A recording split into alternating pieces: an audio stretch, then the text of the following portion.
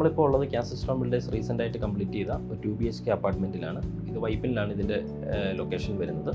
അപ്പോൾ ഇതിൻ്റെ ഒരു മെയിൻ അഡ്വാൻറ്റേജ് എന്ന് പറയുന്നത് ഇതിൻ്റെ സ്പേസ് പ്ലാനിങ്ങിലാണ് നമ്മൾ ഏറ്റവും കൂടുതൽ ഇമ്പോർട്ടൻസ് കൊടുത്തിരിക്കുന്നത്. ഈ പ്രൊജക്റ്റ് വരുന്നത് നമുക്കൊരു 1000 to 1500 സ്ക്വയർ ഫീറ്റിനകത്താണ് വരുന്നത്. ടോട്ടൽ 2 BHK വരുന്നത്. അപ്പോൾ ഇതിൽ നമ്മുടെ ക്ലയൻറ്റിന് എല്ലാ ഫെസിലിറ്റീസും വേണമെന്നുള്ളതായിരുന്നു നമ്മുടെ റിക്വയർമെൻറ്റ്സ് വരുന്നത്. അപ്പോൾ ആ റിക്വയർമെൻറ്റ്സ് മീറ്റ് ചെയ്യാനായിട്ട് നമ്മൾ ഇവിടെ ആഡഡ് ആയിട്ട് കുറച്ച് എലമെൻറ്റ്സുകൾ നമ്മൾ ചെയ്തിട്ടുണ്ട്. അതായത് സ്പെഷ്യലി ഡിസൈൻ ചെയ്ത് തന്നെ നമ്മൾ കസ്റ്റമൈസ് ചെയ്ത് കുറേ കാര്യങ്ങൾ ചെയ്തിട്ടുണ്ട്. അപ്പോൾ അതിലൊരു എക്സാമ്പിൾ പറയുകയാണെന്നുണ്ടെങ്കിൽ നമ്മളിപ്പോൾ ലിവിങ് ഏരിയയിലേക്ക് വന്നു കഴിഞ്ഞാൽ ലിവിങ്ങിൽ നമ്മളൊരു TV യൂണിറ്റ് കൊടുത്തിട്ടുണ്ട്. വളരെ ബേസിക് ആയിട്ടുള്ള TV യൂണിറ്റാണ് കൊടുത്തിരിക്കുന്നത്. 55 ഇഞ്ച് TV സൈസ് അക്കോമഡേറ്റ് ചെയ്യാൻ പറ്റുന്ന TV യൂണിറ്റിൻ്റെ പ്രൊവിഷൻ നമ്മൾ കൊടുത്തിട്ടുണ്ട്. പിന്നെ ഒരു 3 സീറ്റർ സോഫയാണ് നമ്മളിവിടെ പ്രൊവൈഡ് ചെയ്തിരിക്കുന്നത്. പിന്നെ ഇതിനോട് ചേർന്ന് തന്നെ നമ്മളൊരു ഷൂ റാക്ക്, ഇൻസൈഡിലേക്ക് ഒരു ഷൂ റാക്കിനുള്ള സ്പേസ് കൊടുത്തിട്ടുണ്ട്. അതുപോലെ തന്നെ ലിവിങ് കം ഡൈനിങ്ങിൻ്റെ സ്പേസ് ആയതുകൊണ്ട് തന്നെ നമുക്കിവിടെ ഡൈനിങ് ടേബിൾ അക്കോമഡേറ്റ് ചെയ്യണം. അപ്പോൾ ഒരു നോർമൽ കൺവെൻഷണൽ മോഡലൊരു ഡൈനിങ് ടേബിൾ വന്നു കഴിഞ്ഞാൽ നമുക്കിവിടെ സ്പേസിന് ഒരുപാട് ചലഞ്ചസ് ഉണ്ട്. അപ്പോൾ അതുകൊണ്ട് തന്നെ നമ്മൾ അതിന് വേണ്ടി ചെയ്തിരിക്കുന്നതെന്ന് പറഞ്ഞു കഴിഞ്ഞാൽ ഒരു ഫോൾഡിംഗ് ആയിട്ടുള്ള ഒരു ഡൈനിങ് ടേബിൾ മെക്കാനിസമാണ് നമ്മളിവിടെ കൊടുത്തിരിക്കുന്നത്. അപ്പോൾ ഇതിൻ്റെ ഒരു മെയിൻ അഡ്വാൻറ്റേജ് നമ്മുടെ വർക്ക് നമുക്ക് ഉപയോഗമുള്ള സമയത്ത് നമുക്ക് ഡൈനിങ് ടേബിളായിട്ട് യൂസ് ചെയ്യാം. വൺസ് നമുക്ക് ആവശ്യമില്ല എന്നുണ്ടെങ്കിൽ നമുക്ക് ആ ഡൈനിങ് ടേബിൾ നമുക്ക് ഫോൾഡ് ചെയ്ത് കഴിഞ്ഞാൽ നമ്മുടെ ബ്രേക്ക്ഫാസ്റ്റ് കൗണ്ടറിനകത്തേക്ക് നമുക്കത് പ്ലേസ് ചെയ്യാൻ പറ്റും. അപ്പോൾ ഈ ഒരു എൻ്റയർ ഏരിയ നമുക്ക് പ്രോപ്പറായിട്ട് നമുക്ക് ഈ ഫുൾ ഏരിയ നമുക്ക് യൂസ് ചെയ്യാനും സാധിക്കും. ഡൈനിങ് ടേബിളിനോട് ചേർന്നിട്ടാണ് നമ്മളിവിടെ പ്രയറിൻ്റെ സ്പേസ് കൊടുത്തിരിക്കുന്നത്. അപ്പോൾ ഇത്രയും ഏരിയാസിൽ ഈ വരുന്ന ലിവിങ് കം ഡൈനിങ് സ്പേസിനകത്ത് മാക്സിമം നമുക്കൊരു നോർമൽ എന്തൊക്കെയാണോ അക്കോമഡേറ്റ് ചെയ്യേണ്ട, ഫംഗ്ഷനലി നമുക്ക് എന്തൊക്കെ കാര്യങ്ങൾ അക്കോമഡേറ്റ് ചെയ്യണോ അതെല്ലാം നമ്മൾ ചെയ്തിട്ടുണ്ട്. എന്നാൽ അത് ചെയ്തതുകൊണ്ട് അതിൻ്റേതായിട്ടുള്ള സ്പേസസിനൊന്നും ഒരു കുറവും വന്നിട്ടില്ല. പിന്നെ നെക്സ്റ്റ് നമ്മൾ ഈ പ്രൊജക്റ്റിലെ മെയിനായിട്ട് നോക്കിക്കഴിഞ്ഞാൽ നമുക്ക് അടുത്തത് മാസ്റ്റർ ബെഡ്റൂമാണ്. മാസ്റ്റർ ബെഡ്റൂമിൽ നമ്മൾ ക്യൂൻ സൈസ് കോട്ട് വിത്ത് ഒരു സൈഡ് ടേബിൾ പ്രൊവൈഡ് ചെയ്തിട്ടുണ്ട്. അതിൻ്റെ വിൻഡോയോട് ചേർന്ന് തന്നെ നമ്മളൊരു ബേ വിൻഡോ സിറ്റിംഗ് ആണ് പ്രൊവൈഡ് ചെയ്തിരിക്കുന്നത്. ബേ വിൻഡോ സിറ്റിംഗ് വിത്ത് സ്റ്റോറേജ് ഉണ്ട്. അഡ്ജസ്റ്റൻ്റ് ആയിട്ട് നമ്മൾ വാർഡ്രോബ്സ് കൊടുത്തിട്ടുണ്ട്. വാർഡ്രോബ്സ് വിത്ത് ലോഫ്റ്റ് ആണ്. മാക്സിമം സ്റ്റോറേജ് നമുക്ക് എടുക്കുക എന്നുള്ള പർപ്പസിലാണ് എല്ലാ വാർഡ്രോബ്സും വിത്ത് ലോഫ്റ്റ് നമ്മൾ കൊടുത്തിരിക്കുന്നത്.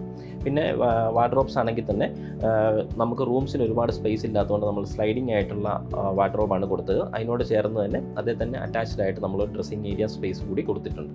അപ്പോൾ നമുക്കൊരു റൂംസിൽ വേണ്ട എല്ലാ ഫെസിലിറ്റീസും ഉണ്ട്. എന്നാൽ നമ്മുടെ സ്പേസ് അവിടെ ഒന്നും നമുക്ക് നഷ്ടപ്പെട്ടിട്ടില്ല. സ്പേസ് മാക്സിമം നമുക്ക് യൂട്ടിലൈസ് ചെയ്യാൻ പറ്റുന്ന രീതിയിലാണ് നമ്മളത് ചെയ്തെടുത്തിരിക്കുന്നത്. നെക്സ്റ്റ് നമ്മുടെ കിച്ചണിലേക്ക് വന്നു കഴിഞ്ഞാൽ ഓപ്പൺ കിച്ചൺ ആയിട്ടാണ് നമ്മളിത് കംപ്ലീറ്റ് ആയിട്ട് ചെയ്തിരിക്കുന്നത്. ഓപ്പൺ കിച്ചൻ്റെ അകത്ത് നമ്മൾ ഓപ്പൺ കിച്ചൺ വിത്ത് ത്രൂ ഔട്ട് ലോഫ്റ്റ് സ്റ്റോറേജ് നമ്മൾ കൊടുത്തിട്ടുണ്ട്. ഓപ്പൺ കിച്ചൺ യൂണിറ്റ് എന്ന് പറയുന്നത് ഓപ്പൺ കിച്ചൺ കൗണ്ടർ നമ്മുടെ ഈ ഡൈനിങ് ടേബിളുമായിട്ട് അറ്റാച്ച്ഡ് ആയിട്ടാണ് നമ്മൾ ചെയ്തെടുത്തിരിക്കുന്നത്. അതുകൊണ്ട് തന്നെ നമുക്ക് അവിടെ മാക്സിമം സ്പേസും അതുപോലെ തന്നെ അതിൻ്റെ സ്പേസ് യൂട്ടിലൈസേഷൻ നമുക്ക് കൂടുതലായിട്ട് ചെയ്യാൻ പറ്റും. ഓപ്പൺ കൗണ്ടർ അതിൻ്റെ ഒരു കണ്ടിന്യൂറ്റി നമ്മുടെ ഡൈനിങ് ടേബിളിൻ്റെ ടോപ്പിലേക്ക് കിട്ടുന്ന രീതിയിൽ ചെയ്തെടുത്തുകൊണ്ട് പിന്നെ നമുക്ക് കിച്ചൻ്റെ അകത്ത് തന്നെയാണ് നമ്മൾ വാഷിംഗ് മെഷീനുള്ള പ്രൊവിഷനും കൊടുത്തിട്ടുണ്ട്.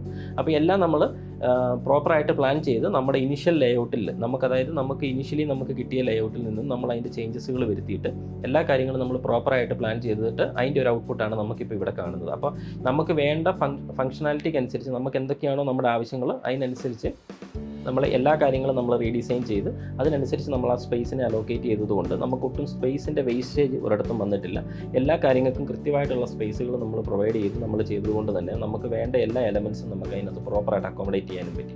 അപ്പോൾ അതുകൊണ്ട് തന്നെ ഇപ്പം കിച്ചൻ്റെ അകത്ത് നോക്കിക്കഴിഞ്ഞാൽ നമ്മൾ നോർമലി കാണുന്ന ഒരു വീടിൻ്റെ അല്ലെങ്കിൽ ഒരു അപ്പാർട്ട്മെൻറ്റിൻ്റെ അത്രയും തന്നെ സ്പേഷ്യസ് ആയിട്ട് നമുക്ക് ഫീൽ ചെയ്യും. അതിനകത്തുള്ള എല്ലാ ഫെസിലിറ്റീസും നമുക്ക് ഈ കിച്ചൻ്റെ അകത്ത് കൊടുത്തിട്ടുണ്ട്.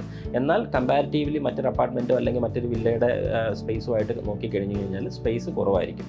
പക്ഷേ ആ ഒരു കുറവിനെ നമുക്ക് മാക്സിമം നമുക്ക് എങ്ങനെ യൂട്ടിലൈസ് ചെയ്തെടുക്കാം എന്നുള്ളതാണ് നമ്മൾ ഈ ഒരു സ്പേസ് പ്ലാനിങ്ങിലൂടെ നമ്മൾ ചെയ്തെടുത്തേക്കുന്നത്. അപ്പോൾ അതിൻ്റേതായിട്ടുള്ള ഔട്ട്പുട്ട് നമുക്ക് ഈ റിസൾട്ടിൽ ഇവിടെ വന്നിട്ടുണ്ട്. പിന്നെ അടുത്തതായിട്ട് ഇതിലുള്ളതെന്ന് പറഞ്ഞു കഴിഞ്ഞാൽ ഒരു സെക്കൻഡ് ബെഡ്റൂമാണ്. അതൊരു യൂഷ്വലി ഒരു ഗസ്റ്റ് ബെഡ്റൂം അല്ലെങ്കിൽ ഒരു ചിൽഡ്രൻസ് ബെഡ്റൂം ആയിട്ടാണ് യൂസ് ചെയ്യുന്നത്. അപ്പോൾ അതിൽ വൺസ് നമുക്കിപ്പം ഈ ഇവിടെ ഒരു ഗസ്റ്റ് വന്നു കഴിഞ്ഞാൽ നമുക്ക് വേറൊരു ഗസ്റ്റ് ബെഡ്റൂമിനുള്ള പ്രൊവിഷൻ ഇല്ലാത്തതുകൊണ്ട് തന്നെ ആ ബെഡ്റൂം സ്പേസിനെ തന്നെ നമുക്കൊരു ഗസ്റ്റ് ബെഡ്റൂം ആക്കി വേണം കൺവേർട്ട് ചെയ്യാം. അങ്ങനെ കൺവേർട്ട് ചെയ്യുമ്പോൾ അതിനെ ഒരു കിങ് സൈസിലേക്ക് മാറ്റാനായിട്ട് ഒരു കൺവേർട്ടബിൾ ടൈപ്പ് ഒരു കോട്ടാണ് നമ്മൾ ചെയ്തത്. ഒരു യൂഷ്വൽ സിംഗിൾ കോട്ട് അതിനെ നമുക്ക് ആവശ്യമുണ്ടെങ്കിൽ നമുക്കൊരു കിങ് സൈസിലേക്ക് മാറ്റിയെടുക്കാൻ പറ്റും. അങ്ങനെ ഒരു കൺവേർട്ടബിൾ ടൈപ്പ് കോട്ട് ചെയ്തിരിക്കുവാണ്. അപ്പോൾ അതിൻ്റെ ഒരു മെയിൻ അഡ്വാൻറ്റേജ് എന്താണെന്ന് വെച്ചാൽ നമുക്ക് ഇപ്പോൾ സപ്പോസ് ഒരു ഗസ്റ്റ് ഉള്ള സമയത്ത് വേണമെങ്കിൽ നമുക്കൊരു കിങ് സൈസിലേക്ക് അത് യൂസ് ചെയ്യാം. ഗസ്റ്റ് ഇല്ലാത്ത സമയത്ത് നമുക്കത് കൺവേർട്ട് ചെയ്ത് സിംഗിൾ കോട്ടായിട്ട് യൂസ് ചെയ്യാം. അപ്പോൾ റൂമിനകത്ത് മാക്സിമം സ്പേസ് നമുക്ക് ഉപയോഗിക്കാനും പറ്റും.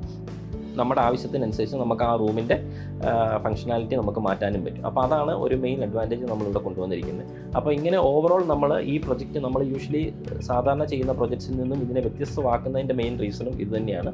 അതായത് ഇതിൻ്റെ മാക്സിമം സ്പേസ് നമുക്ക് ഒരു വില്ല അല്ലെങ്കിൽ ഒരു അപ്പാർട്ട്മെൻറ്റിൽ എങ്ങനെ നമുക്ക് മാക്സിമം സ്പേസ് നമുക്ക് സേവ് ചെയ്യാം, മാക്സിമം സ്റ്റോറേജ് നമുക്ക് എവിടെ കൊടുക്കാൻ പറ്റും, അതിലൂടെ തന്നെ നമുക്ക് എന്തൊക്കെ കാര്യങ്ങൾ നമുക്ക് പ്രോപ്പറായിട്ട് പ്ലാൻ ചെയ്ത് കഴിഞ്ഞാൽ ഓരോ റൂംസിലും ഫങ്ഷണാലിറ്റിക്ക് അനുസരിച്ച് എന്തൊക്കെ വേണം എന്നുള്ള കാര്യങ്ങളെല്ലാം നമ്മൾ പ്രോപ്പറായി പ്ലാൻ ചെയ്തിരിക്കുന്നതുകൊണ്ടാണ് ഈ പ്രൊജക്റ്റിനെ നമ്മൾ ഒരു ഹൈലൈറ്റ് ചെയ്ത് പറഞ്ഞേക്കുന്നതിൻ്റെ റീസൺ. ഒരു ടിപ്പിക്കലി നമ്മൾ കാണുന്ന ഒരു ഇൻറ്റീരിയർ പ്രൊജക്റ്റിൽ നിന്നും ഇതിനെ വ്യത്യസ്തമാക്കുന്നതിൻ്റെയും റീസൺ അതാണ്. നമ്മൾ ഒരുപാട് എസ്തെറ്റിക്സിന് വേണ്ടി മാത്രം കൊടുത്തിട്ടില്ല, നമ്മൾ കൂടുതലും നമ്മൾ ഇമ്പോർട്ടൻസ് കൊടുത്തിരിക്കുന്നത് സ്പേസ് പ്ലാനിങ് അതുപോലെ തന്നെ നമ്മുടെ ഫങ്ഷണാലിറ്റിക്കാണ്. അപ്പോൾ അതുകൊണ്ട് തന്നെ ഈ പ്രൊജക്റ്റിൻ്റെ എൻ്റയർ ഡീറ്റെയിലിങ്ങിലേക്ക് വന്നു കഴിഞ്ഞാലും നിങ്ങൾക്ക് അതിൻ്റെ ഓരോ എലമെൻറ്റ്സ് നമുക്കിവിടെ കാണാൻ പറ്റും. അതുകൊണ്ട് തന്നെ അതിൻ്റേതായിട്ടുള്ള ബെനിഫിറ്റ്സ് നമ്മുടെ ഡെയിലി യൂസിലേക്ക് വന്നു കഴിയുമ്പോഴത്തേക്കും നമ്മുടെ ക്ലയൻസിന് അതിൻ്റേതായ ബെനിഫിറ്റ്സിൽ കിട്ടുന്നതുകൊണ്ട്.